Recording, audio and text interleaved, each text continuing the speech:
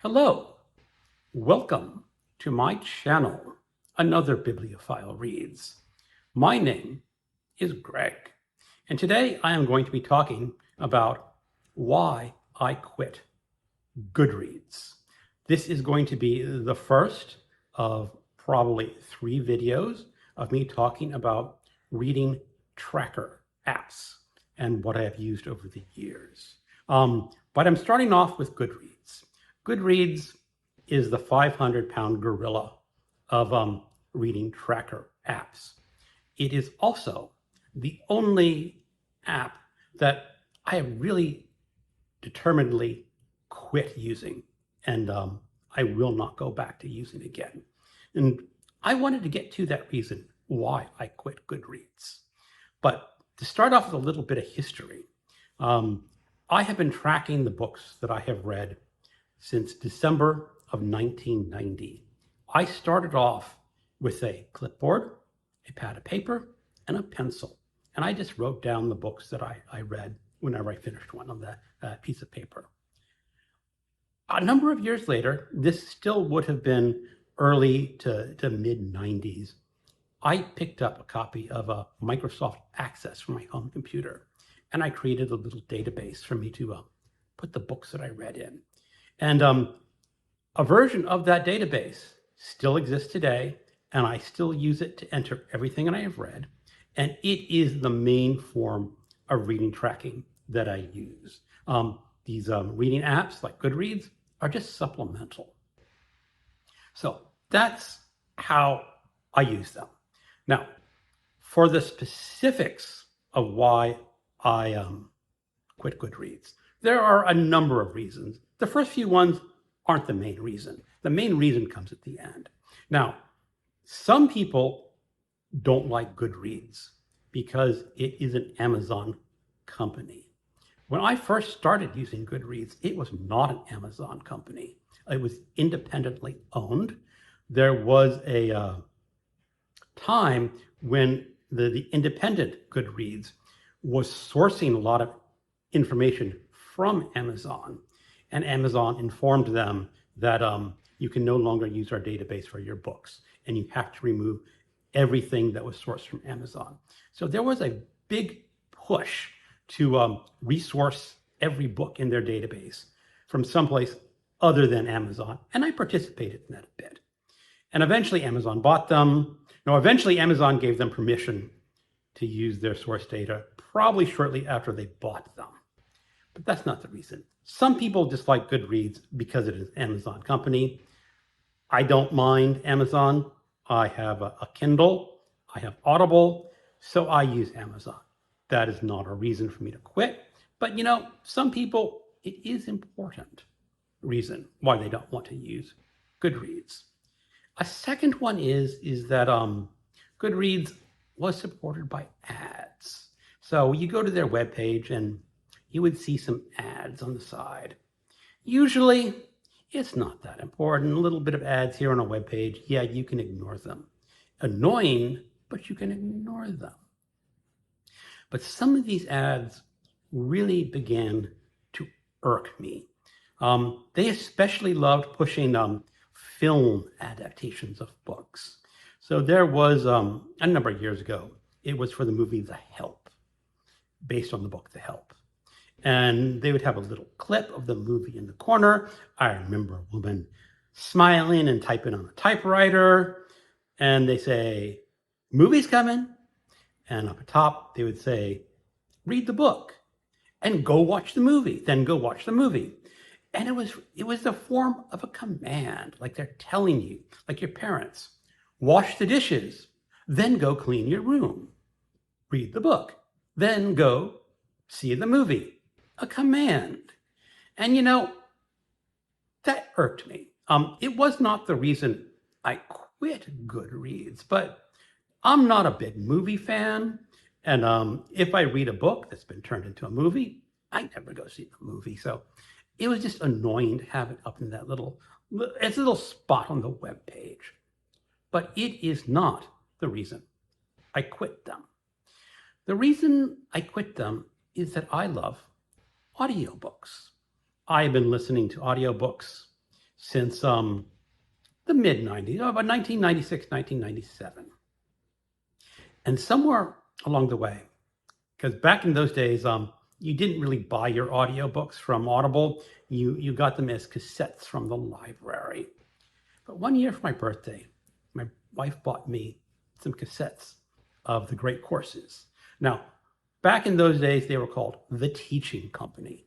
And just an aside, I actually interviewed for a job from The Teaching Company and came this close to getting a job with them, but I didn't.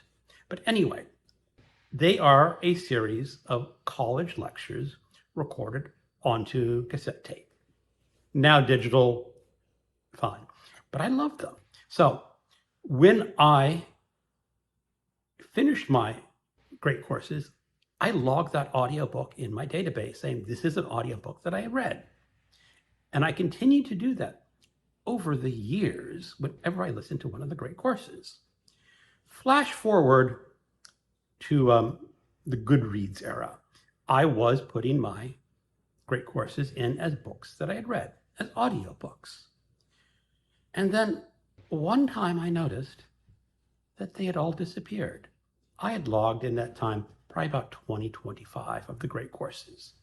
And I looked through my list of books that I read, and all of those great courses had disappeared from my reading list. And I'm going, WTF? So then I was going through the comments, and I found a forum for librarians. And I guess the librarians at GoodReads had decided that the great courses were not books, and they did not want those audios of college lectures in their book database. So they just deleted everything that I had entered. All my comments, all my ratings, all the dates that I read them. Poof! GoodReads deleted them. And there was a little bit of an outrage by the people who liked the great courses like me saying, why did you do this? We logged these books. And they replied, but they're not a book. They're not a book. They're audio recordings of lectures. You can't count those as books. Well, they eventually lost that fight, and they let people re-enter their data for the great courses that they had read or listened to.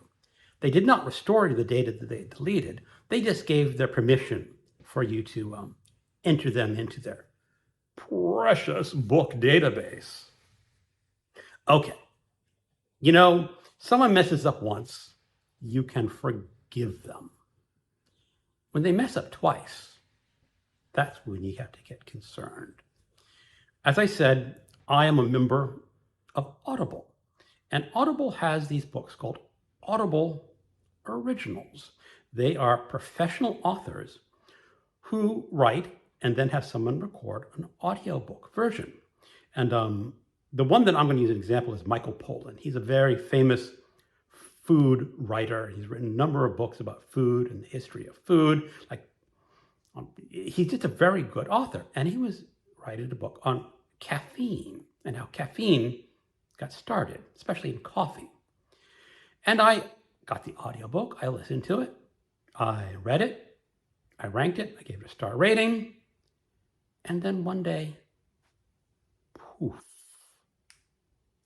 it was gone from my database. Again, some librarians at GoodReads had decided those Audible book originals are not books. They're only audio. You can't put only audio in GoodReads. And that's because it's true. When they wrote their book, Audible Originals, they were audio-only books. You could not buy them in digital format. You could not buy them in paperback format. Therefore, the librarians at GoodReads said, they're not a book. You cannot put them in our precious book database.